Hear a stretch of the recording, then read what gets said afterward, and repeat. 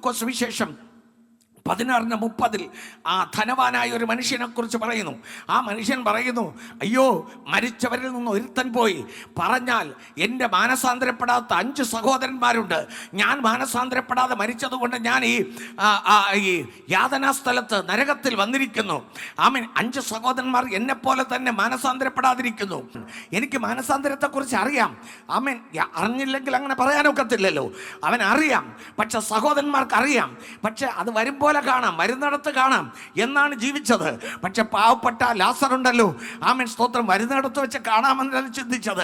അവന് വീടില്ലെങ്കിലും വസ്തുക്കളില്ലെങ്കിലും സ്വന്തക്കാരില്ലെങ്കിലും ബന്ധുക്കളില്ലെങ്കിലും ആശ്രയിപ്പാൻ ആരുമില്ലെങ്കിലും ആശ്വസിക്കാൻ ഒരു ഇടമില്ലെങ്കിലും അവൻ ഒരു കാര്യം അറിയാം, ഞാൻ മാനസാന്തരപ്പെട്ടു. ഹല്ലേലൂയ. എൻ്റെ ദേശം ഇവിടെയല്ല, ഇവിടെ ഞാൻ പരദേശിയാണ്. വേഗത്തിൽ എൻ്റെ ജീവിതം ഇവിടെ അവസാനിക്കും. ഉടനെ ഞാൻ എൻ്റെ സ്വന്തം നാട്ടിലേക്ക് പോകും എന്നൊരു വിശ്വാസം അവനുണ്ടായിരുന്നു. പക്ഷേ ധനവാൻ അങ്ങനെയല്ല. ഇനിയും വെട്ടിപ്പിടിക്കാൻ വഴി കിട്ടുമോ? ഇനിയും കൂട്ടിച്ചേർക്കാൻ വഴി കിട്ടുമോ?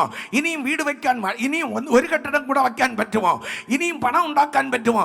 ഇനിയും പേര് പ്രശസ്തിയും നേടാൻ പറ്റുമോ? ആമീൻ. കേരളത്തിലെ 1-ാം പണക്കാരനാകാൻ പറ്റുമോ?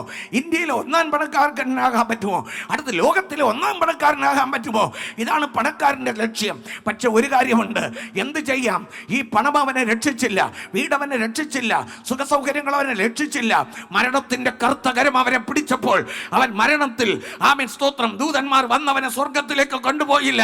ആമേൻ. അടക്കാൻ ആൾ വന്നു, അച്ഛൻ വന്നു കാണും, മണി അടിച്ചു കാണും, അതെ, വേറെ എല്ലാം ചെയ്തു കാണും. Praise the Lord. കാർമിക ശുശ്രൂഷകളൊക്കെ ചെയ്തു. പക്ഷെ എന്ത് ചെയ്യാം? അവൻ്റെ ആത്മാവ് പാതാളത്തിലേക്ക് പോയി. ഹല്ലേലൂയ. ഇപ്പോൾ അവൻ പറയുകയാണ്, എനിക്ക് 5 സഹോദരന്മാരുണ്ട്. ഈ മരിച്ചവരിൽ ഒരുത്തൻ പോയി പറഞ്ഞാൽ അവർ മാനസാന്തരപ്പെടും. സഹോദരങ്ങളെ, നിങ്ങൾ മാനസാന്തരപ്പെട്ടവരെങ്കിൽ, നിങ്ങളുടെ സഹോദരങ്ങൾ മാനസാന്തരപ്പെടാത്തവരെങ്കിൽ, മരിച്ച ശേഷം ആ ധനവാൻ പറഞ്ഞതുപോലെ വേദനപ്പെട്ടിട്ട് ഒരു കാര്യവുമില്ല. നിങ്ങളുടെ കുടുംബത്തിൽ ആരെങ്കിലും മാനസാന്തരപ്പെടാതെ ഉണ്ടെങ്കിൽ, നിങ്ങളുടെ ചുറ്റുപാട് മാനസാന്തരപ്പെടാതെ ഉണ്ടെങ്കിൽ, നിങ്ങളുടെ സ്നേഹിതരിൽ മാനസാന്തരപ്പെടാതെ ഉണ്ടെങ്കിൽ, എന്ത് വില കൊടുത്തും എന്ത് ത്യാഗം സഹിച്ചും അവർ മാനസാന്തരപ്പെടേണ്ടതിന് നിങ്ങൾ അവരോട് ദൈവത്തിൻ്റെ സുവിശേഷം പറയണം.